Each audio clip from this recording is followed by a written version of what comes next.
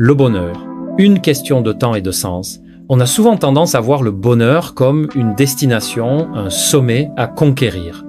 Pourtant, le bonheur n'est pas un objectif en soi, mais plutôt le fruit d'une vie alignée avec ce qui nous anime profondément. À force de courir après un idéal de félicité immédiate, beaucoup s'épuisent et s'égarent. Les rapports mondiaux sur le bonheur, année après année, dressent un tableau sombre. Jamais nous n'avons semblé aussi insatisfaits. Pourquoi cette quête obsessionnelle du bonheur nous rend-elle si malheureux? Comment retrouver un sourire durable, même lorsque les plaisirs éphémères s'estompent, que les vacances s'achèvent et que la dopamine s'épuise? Existe-t-il une recette universelle pour être heureux?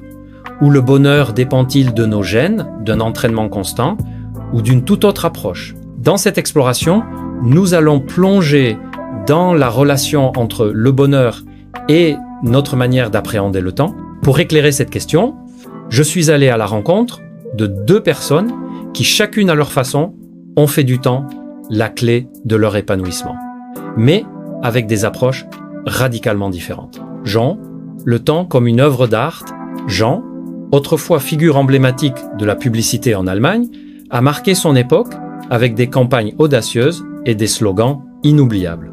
Aujourd'hui, il savoure une liberté nouvelle, loin des contraintes de son ancienne carrière. Dans sa maison, un vieux camion trône fièrement, un clin d'œil nostalgique à son enfance belge où ce véhicule évoquait la baraque à frites et à celle de sa femme qui y voyait le camion du glacier dans la Sarre. Pour eux, ce symbole incarne des souvenirs heureux, une Madeleine de Proust roulante. Jean est fasciné par le temps, une ressource qu'il considère comme la plus précieuse. Sa femme collectionne des réveils, mais lui s'est passionné pour une création bien plus singulière, une horloge de vie. Cet objet, qu'il fabrique pour lui-même et pour d'autres, affiche un compte à rebours des secondes qui lui restent à vivre, basé sur l'espérance de vie statistique. Loin d'être morbide, cette horloge agit comme un rappel constant de la valeur du moment présent. Chaque seconde qui passe me pousse à me demander « Qu'est-ce que je fais de ce temps, là, maintenant ?» explique-t-il. Pour Jean, savoir que la vie est finie donne du poids à chaque instant et l'incite à se concentrer sur l'essentiel. Il raconte comment, après avoir quitté son métier, il s'est retrouvé sollicité pour des conférences et des colloques. Au début, il acceptait, pensant que c'était une opportunité, mais il s'est vite rendu compte que ces moments, passés à siroter du café sans vraiment contribuer, ne lui apportaient rien. « Ce n'était pas moi », confie-t-il. Cette prise de conscience l'a conduit à repenser son rapport au temps libre. Contrairement à ce qu'on pourrait croire, avoir du temps ne garantit pas le bonheur. Tout dépend de ce qu'on en fait. Passer des heures devant un écran, par exemple, peut engendrer plus de frustration que de joie. Jean, lui, a choisi de consacrer son temps à des activités qui le nourrissent, comme la création artistique. Il fabrique ses horloges, mais s'est aussi mis à jouer du piano. Un rêve d'enfant qu'il a réalisé sur le tard. J'ai appris un seul morceau, mais ça suffit pour émerveiller les gens, que ce soit ma femme ou des inconnus dans un aéroport, dit-il avec un sourire malicieux. Jean illustre une vérité profonde. Le bonheur naît souvent de l'effort et de l'engagement dans des activités qui ont du sens pour nous.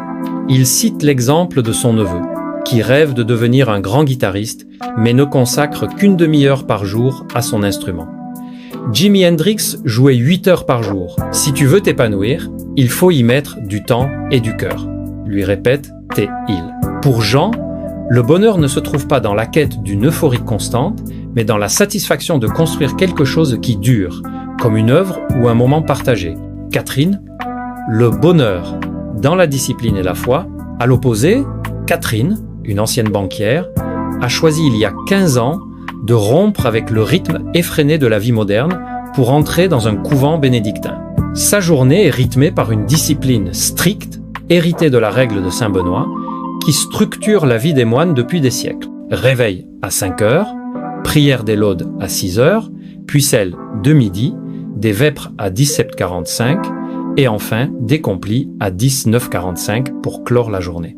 Entre ces moments de recueillement, elle s'occupe des tâches administratives du couvent, comme la comptabilité ou les questions d'assurance. Ce cadre, loin de l'oppresser, lui offre une stabilité qu'elle n'avait jamais connue dans sa vie d'avant. Catherine confie avoir souffert de dépression par le passé.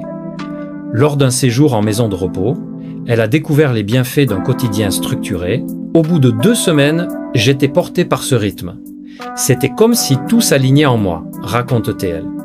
Au couvent, cette régularité prend une dimension spirituelle. Chaque tâche, chaque prière est une occasion de se connecter à quelque chose de plus grand.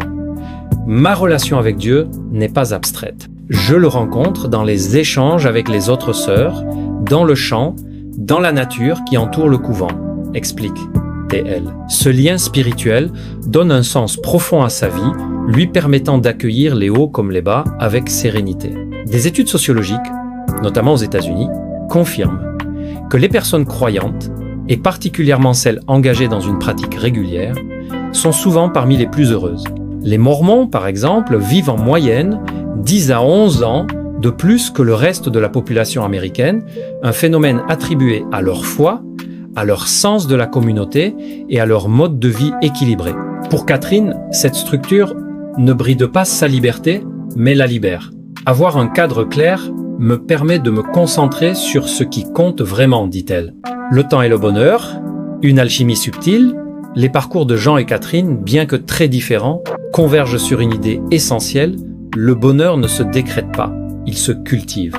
Chercher à être heureux à tout prix, c'est s'exposer à l'insatisfaction. Comme le souligne un rapport mondial sur le bonheur, notre obsession pour des gratifications immédiates, souvent nourries par des stimuli extérieurs, nous rend dépendants et fragiles. À l'inverse, investir son temps dans des activités qui résonnent avec nos valeurs profondes, qu'il s'agisse de créer, de se connecter à autrui ou de nourrir une spiritualité, permet de construire un bonheur plus durable. Une étude fascinante a montré que des personnes invitées à vivre 1 mois comme si c'était le dernier dans leur ville, en allant au théâtre, en passant du temps avec leurs proches, en explorant de nouvelles expériences, se sentaient significativement plus heureuses à la fin de l'expérience. Cela suggère que la conscience de la finitude du temps peut transformer notre façon de le vivre. Comme le disait Montaigne, la brièveté de la vie se compense par l'intensité qu'on y met.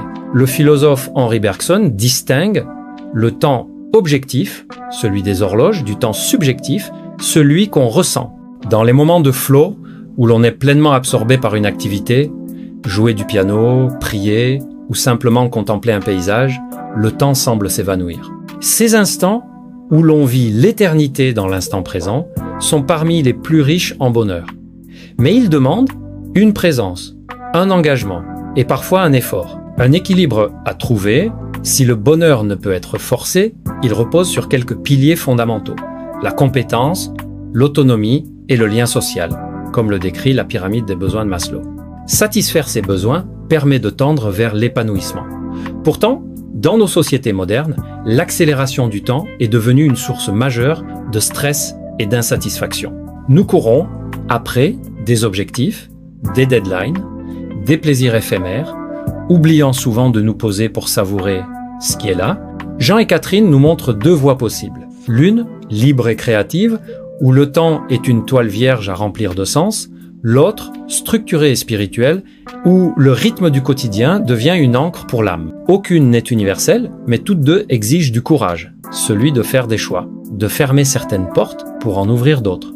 Comme le suggère ce vers de Paul Valéry. Tu ne peux passer ta vie à garder toutes les portes ouvertes, car à force d'attendre, elles se fermeront l'une après l'autre. Le bonheur, finalement, n'est pas une destination, mais une manière de voyager. Il se trouve dans la façon dont nous habitons le temps, dans les petites joies d'un morceau de piano joué pour un être cher, dans la sérénité d'une prière au lever du jour, ou dans la liberté de dire non à ce qui ne nous ressemble pas. Comme le disait Peggy, j'ai reconnu le bonheur au bruit qu'il a fait en partant. Peu. Être est dans cette tension entre joie et manque, entre plénitude et impermanence, que le bonheur prend tout son sens.